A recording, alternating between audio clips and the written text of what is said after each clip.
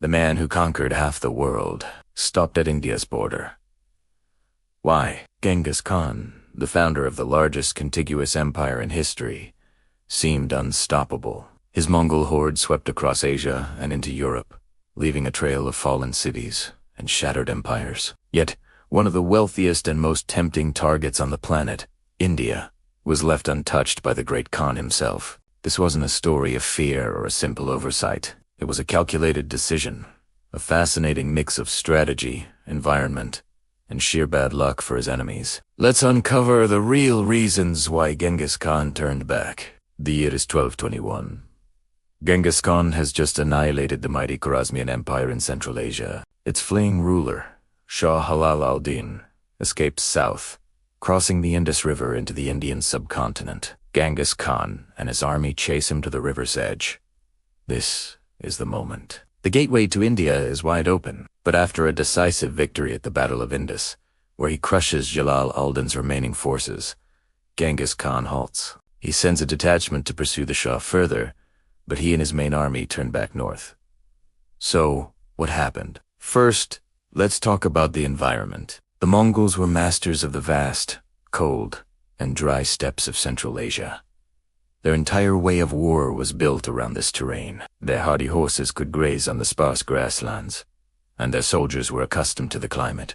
India was a completely different beast. South of the Himalayas lay a hot, humid, and densely forested landscape. This environment was brutal for the Mongol horses, which were not adapted to the heat or the tropical diseases. The monsoon season would turn the land into a muddy swamp, rendering their cavalry, the backbone of their army, almost useless. For Genghis Khan, entering India meant fighting not just an enemy army, but the land itself. Next, consider the military challenges. While northern India was politically fragmented at the time under the Delhi Sultanate, it wasn't defenseless. The Sultanate, led by Iltutmish, was a formidable military power in its own right. More importantly, Indian armies had a weapon the Mongols had rarely faced: war elephants. These colossal beasts, armored and carrying archers, could have been a terrifying shock to the Mongol cavalry, potentially breaking their charges and causing chaos, while the Mongols later learned how to counter elephants. For Genghis Khan in 1221, it was a dangerous and unknown variable. Why risk his elite, battle-hardened army against an unfamiliar foe in an unfavorable environment? Then there's the strategic picture. Genghis Khan's main objective wasn't necessarily to conquer the entire world all at once. His pursuit of Shah Jalal al-Din was about eliminating a threat and consolidating his control over Central Asia. Once the Shah was defeated and no longer a danger, the primary mission was accomplished. From a strategic perspective, India was a diversion. The Mongols still had active campaigns and rebellions to deal with elsewhere in their vast empire, particularly in China, against the Tanguts and the Jin dynasty.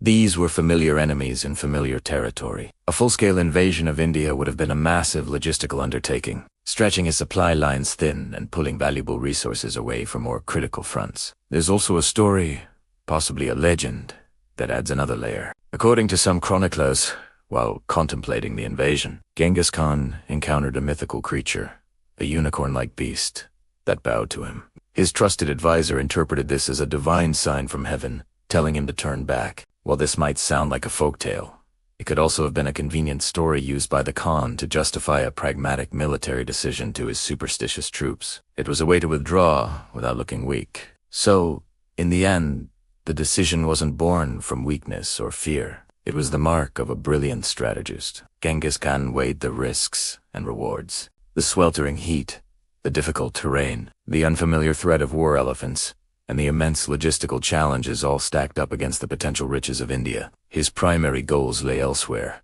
and he wasn't one to gamble his empire on a high-risk, uncertain campaign. He chose to consolidate his gains and fight battles he knew he could win. India would later face Mongol invasions under his successors, but the great Khan himself made the calculated choice to stop at its doorstep. It remains one of the great what-ifs of history. What do you think? Was it the right move? Let me know your thoughts in the comments below. And if you enjoyed this dive into history, don't forget to like this video and subscribe for more stories. Thanks for watching.